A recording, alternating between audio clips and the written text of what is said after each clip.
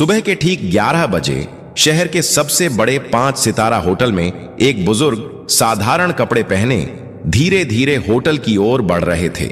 उनका नाम था मोहन लाल। उनके हाथ में एक पुराना सा झोला था, लेकिन जैसे ही वह होटल के गेट पर पहुंचे, गार्ड के माथे पर तुरंत शिकन आ गई।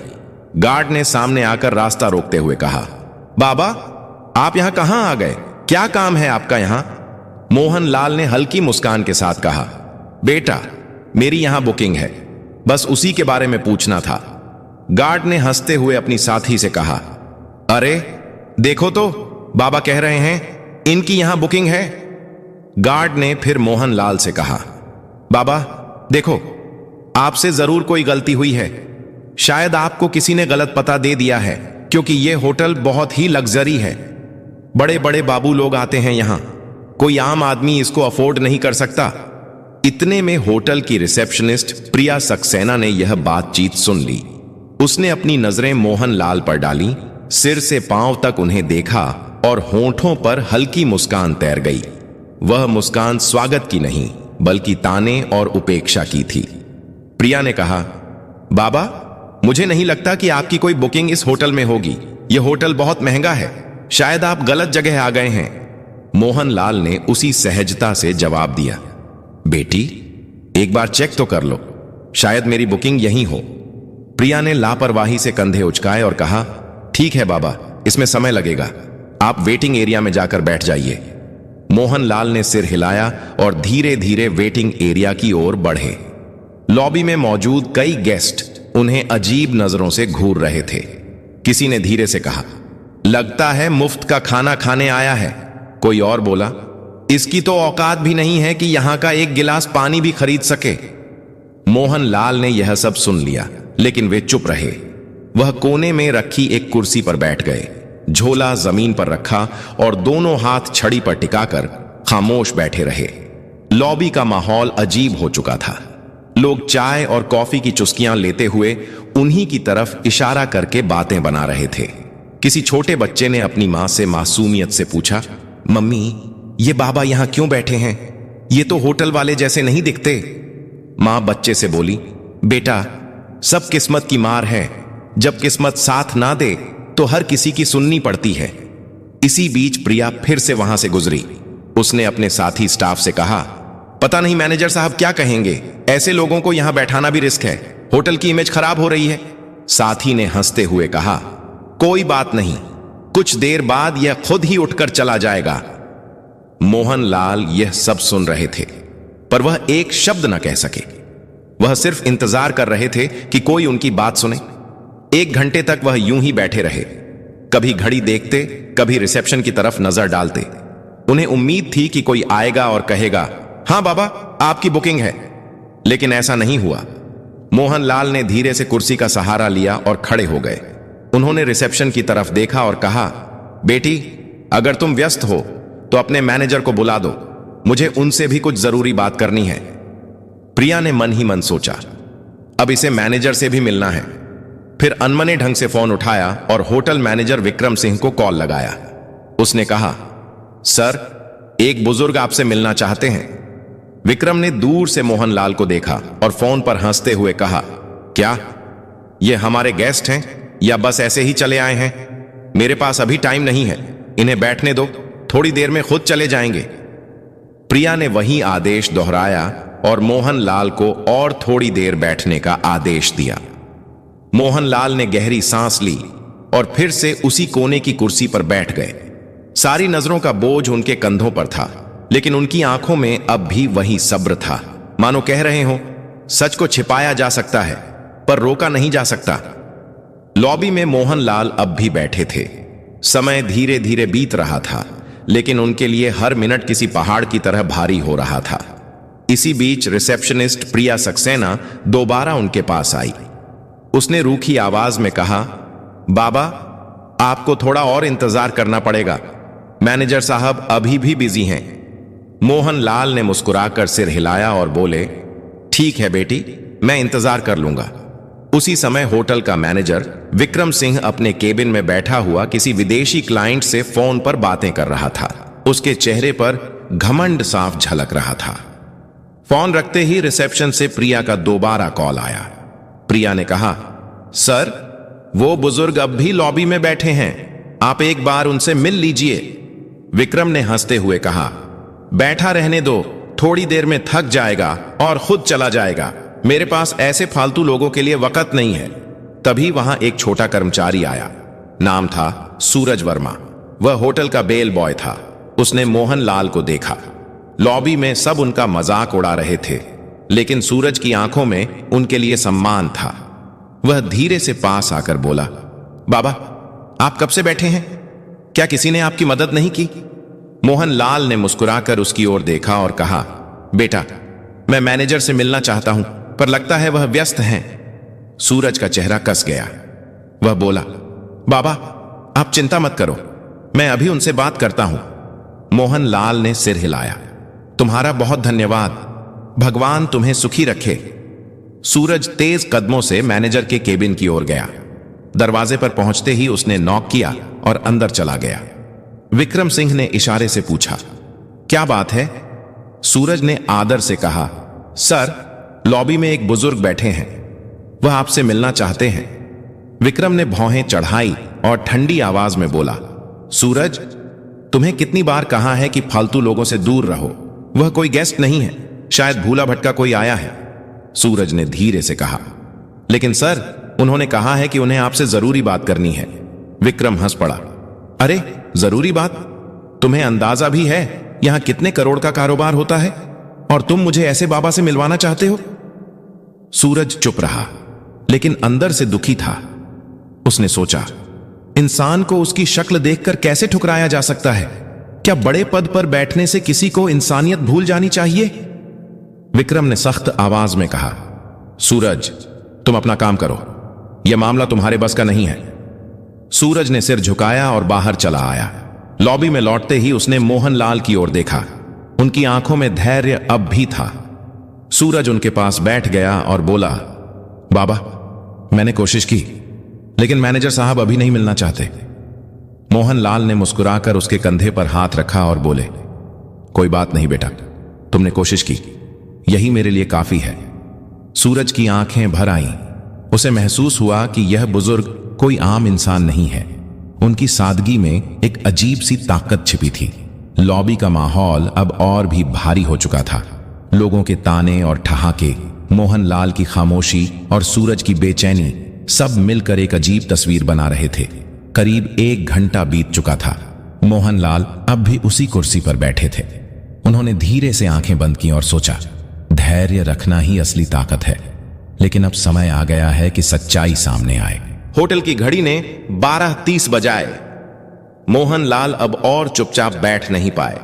उन्होंने धीरे से अपनी छड़ी उठाई, झोला कंधे पर टांगा और रिसेप्शन की तरफ बढ़ गए। लॉबी में बैठे कई लोगों ने फिर से ताने कसे, देखो देखो बाबा, अब मैनेजर से लड़ने जा रहे हैं। रिसेप्शन पर खड़ी प्रिया सक्सेना ने उन्हें आते देखा। उसने झुंझुलाकर कहा, बाबा, आपको कहा था ना, इंतजार कीजिए, मैनेजर अब भी बिजी हैं। मोहन लाल ने उसकी ओर देखा और नरम आवाज में बोले, बेटी, बहुत इंतजार कर लिया, अब मैं खुद ही उनसे बात कर लूंगा। इतना कहकर मोहन लाल सीधा मैनेजर विक्रम सिंह के केबिन की ओर बढ़े। लॉबी में खामोशी छा गई। सबकी नजरें उसी तरफ टिक गईं। हर कोई देखना चाहता था कि आगे क्या होने वाला है। जैसे ही मोहन लाल ने केबिन का दरवाजा खोला, विक्रम अपनी घूमने वाली कुर्सी पर अकड़ के साथ बैठा था। उसने भौहें चढ़ाते हुए कहा, हां बाबा, बताइए, इतना शोर क्यों मचा रखा है? क्या काम है आपको? मोहन लाल ने धीरे से झोला खोला और उसके अंदर से एक लिफाफा निकाला। उसे आगे बढ़ाते हुए बोले, यह मेरी बुकिंग और होटल से जुड़ी कुछ डिटेल है, कृपया एक बार देख लीजिए। विक्रम ने हंसते हुए लिफाफा हाथ में लिया, लेकिन खोले बिना ही टेबल पर पटक दिया। उसकी हंसी में अहंकार साफ झलक रहा था। उसने कहा, बाबा, जब किसी इंसान की जेब में पैसे नहीं होते तो उसे बुकिंग जैसी बड़ी बड़ी बातें करना बिल्कुल बेकार है। मुझे आपके जैसे लोगों की शक्ल देखकर ही पता चल जाता है कि आपके पास कुछ नहीं है। यह होटल आपके बस का नहीं है। बेहतर होगा आप यहां से चले जाएं। मोहन लाल ने उसकी आंखों में देखा। उनकी आवाज अब गहरी और गंभीर हो चुकी थी। उन्होंने कहा, बेटा, बिना देखे कैसे तय कर लिया? एक बार इन कागजों को देख तो लो। सच्चाई अक्सर वैसी नहीं होती जैसी दिखती है। विक्रम कुर्सी पर पीछे झुक गया और जोर से हंसते हुए बोला, बाबा, मुझे किसी कागज को देखने की जरूरत नहीं है। मैं सालों से इस होटल को संभाल रहा हूं। लोगों की शक्ल देखकर ही पहचान लेता हूं कि किसकी क्या औकात है। आपकी शक्ल कहती है आपके पास कुछ भी नहीं है। यह सुनकर लॉबी में बैठे कुछ गेस्ट भी हंसने लगे। मोहनलाल ने गहरी सांस ली, लिफाफा टेबल पर रखा और शांत स्वर में बोले, ठीक है, जब तुम्हें यकीन नहीं है तो मैं चला जाता हूं, लेकिन याद रखना, जो तुमने आज किया है उसका नतीजा तुम्हें भुगतना पड़ेगा। इतना कहकर उन्होंने दरवाजे की ओर कदम बढ़ाए। पीछे बैठे गेस्ट फुसफुसाए, वाह, मैनेजर ने सही किया, ऐसे लोगों को यही सबक मिलना चाहिए। मोहनलाल होटल से बाहर निकल गए। उनकी धीमी चाल और झुकी हुई कमर ने पूरे स्टाफ के बीच एक अजीब सा सन्नाटा छोड़ दिया, लेकिन विक्रम अपनी कुर्सी पर बैठा मुस्कुराता रहा। उसके चेहरे पर गर्व और तिरस्कार का मिला जुला भाव था। इसी बीच बेल बॉय सूरज वर्मा उस लिफाफे की तरफ बढ़ा। उसने धीरे से उसे उठाया और चुपचाप अपने सर्वर कंप्यूटर की ओर चला गया। कंप्यूटर स्क्रीन पर उसने लॉगिन किया और फाइलें खोलना शुरू किया। लिफाफे में लिखी डिटेल्स के आधार पर उसने होटल का पुराना रिकॉर्ड खंगाला। कुछ ही देर में उसकी आंखें चौड़ी हो गई। स्क्रीन पर जो जानकारी थी उसने सूरज को हिलाकर रख दिया। रिकॉर्ड में साफ लिखा था, मोहनलाल, होटल के 65% शेयर होल्डर, संस्थापक सदस्य। सूरज की सांसें तेज हो गईं। उसने फौरन प्रिंटर से रिपोर्ट निकाली। कागज हाथ में लिए वह भागता हुआ मैनेजर के केबिन में पहुंचा। अंदर विक्रम अब भी किसी क्लाइंट से फोन पर बात कर रहा था। सूरज ने धीरे से कहा, सर, यह रिपोर्ट देखिए, ये वही बुजुर्ग हैं जो यहां आए थे। ये हमारे होटल के असली मालिक हैं। विक्रम ने फोन रखते हुए सूरज की तरफ देखा और भौहें चढ़ा ली। सूरज, तुम्हें कितनी बार कहा है, मुझे ऐसे लोगों की रिपोर्ट्स में दिलचस्पी नहीं है। यह सब फालतू बातें हैं। सूरज ने फिर कोशिश की, लेकिन सर, यह रिपोर्ट साफ बताती है कि मोहनलाल हमारे होटल के मालिक हैं। अगर हमसे कोई गलती हो गई है तो। विक्रम ने बीच में ही बात काट दी। उसने रिपोर्ट को अपनी तरफ सरका कर देखा, फिर बिना पढ़े ही उसे वापस सूरज की ओर धकेल दिया। उसकी आवाज में अहंकार पहले से और ज्यादा था। उसने कहा, मुझे यह सब बकवास नहीं चाहिए। तुम्हें मैंने कहा है ना, अपना काम करो। यह होटल मेरी मैनेजमेंट स्किल से चलता है, किसी पुराने बाबा की दान दक्षिणा से नहीं। सूरज हैरान रह गया। उसके चेहरे पर गहरी बेचैनी थी। वह रिपोर्ट हाथ में लेकर वापस निकल गया। लॉबी में आते ही उसने मोहनलाल को याद किया। उनकी आंखों की गहराई, उनका धैर्य। उसे लगा, यह मामला अब सिर्फ होटल तक सीमित नहीं है, यह इंसानियत की परीक्षा है। धीरे धीरे शाम होने लगी। गेस्ट अपने अपने कमरों में चले गए। स्टाफ अपने काम में लग गया, लेकिन सूरज के दिल में हलचल बढ़ती गई। उसे यकीन था, कल का दिन इस होटल की तस्वीर बदल देगा। अगली सुबह का नजारा बिल्कुल अलग था। होटल के हर कोने में हलचल थी। स्टाफ आपस में धीरे धीरे फुसफुसा रहे थे। किसी ने कहा, कल जो बाबा आए थे, शायद उनके बारे में कोई बड़ी बात है। दूसरे ने जवाब दिया, हां, सुना है वह होटल के बड़े शेयर होल्डर हैं। यह खबर धीरे धीरे पूरे होटल में फैल चुकी थी, लेकिन किसी को अब भी भरोसा नहीं हो रहा था। सबके मन में सवाल था, क्या सच में वह बुजुर्ग इस आलीशान होटल के मालिक हो सकते हैं? 10:30 बजते ही लॉबी का माहौल अचानक बदल गया। होटल के मुख्य द्वार से वही साधारण कपड़े पहने बुजुर्ग मोहनलाल अंदर आए, लेकिन इस बार वह अकेले नहीं थे। उनके साथ एक सूट बूट पहना अधिकारी था, जिसके हाथ में काले रंग का ब्रीफकेस था। सभी की नजरें एक ही पल में उसी दिशा में टिक गई। गार्ड, रिसेप्शनिस्ट, वेटर सब सन्नाटे में खड़े रह गए। कल जिन्हें सबने अनदेखा किया था, आज वही शख्स होटल में किसी सम्राट की तरह प्रवेश कर रहे थे। मोहनलाल ने सीधे हाथ से इशारा किया, मैनेजर को बुलाओ। आवाज में अब कोई नरमी नहीं थी, बल्कि एक आदेश की कठोरता थी। थोड़ी ही देर में विक्रम सिंह बाहर आया।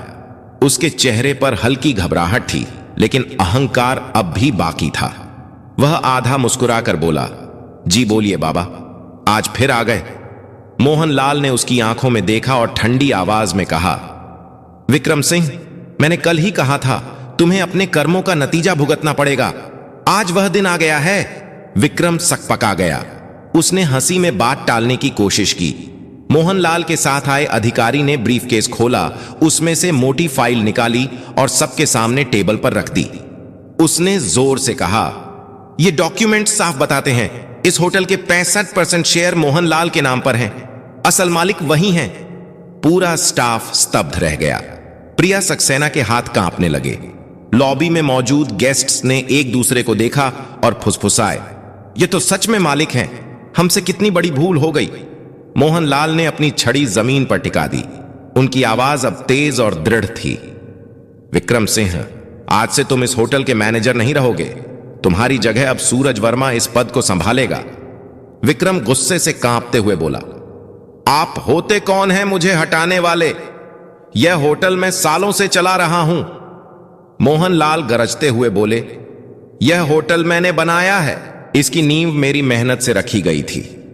मैं चाहूं तो तुम्हें एक पल में बाहर का रास्ता दिखा सकता हूं, पर दंड स्वरूप तुम्हें फील्ड का काम दिया जा रहा है। अब वही काम करो जो तुमने दूसरों से करवाया है। मोहनलाल ने सूरज को पास बुलाया।